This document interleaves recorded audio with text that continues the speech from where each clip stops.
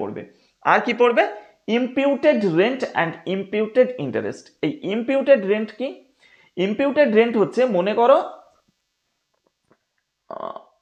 একটি একজন বাড়ি তৈরি করলো, বাড়ি তৈরি করে সে নিজেই বাড়িতে থাকছে। এবার মনে করো ওই বাড়িটা যদি সে ভাড়া দিত, ওই বাড়িটা যদি সে ভাড়া দিত মান্থলি 10,000 টাকা পেত। তো যেহেতু সে নিজে তৈরি করে নিজেই থাকছে, তো নিজেকেই তো নিজে ভাড়া দেবে না, দেবে?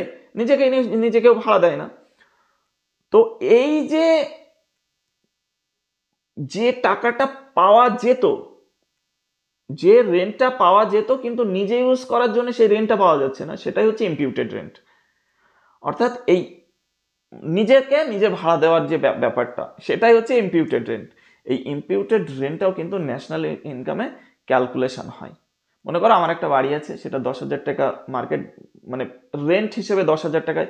ওই যে 4টে ফ্যাক্টর, ল্যান্ড, লেবার, তারপরে হচ্ছে তোমার ক্যাপিটাল আর এন্টারপ্রিনর। তো এই ল্যান্ড হিসাবে যে মানে ল্যান্ড বা তোমার বাড়ি হিসাবে যেটা আমি তৈরি করছি, সেটা তো ভাড়া পেতাম একটা, কিন্তু সেই ভাড়াটা আমি নিজে থাকার জন্য সেই ভাড়াটা পাচ্ছি না। তো সেটাই হচ্ছে ইমপিউটেড রেন্ট। তো এই ইমপিউটেড রেন্টটাও কিন্তু, এবং মানে ইমপিউটেড ইন্টারেস্টও এইরকম। মানে হয়তো মানে একটা টাকা আমার আছে, সেটা ব্যাংক খাটালে সুদ, মানে একটা ইন্টারেস্ট পেতাম, কিন্তু খাটাচ্ছি না তাই পাচ্ছি না, কিন্তু খাটালে তো পেতাম। তো ব্যাপারটা অনেকটা এরকম।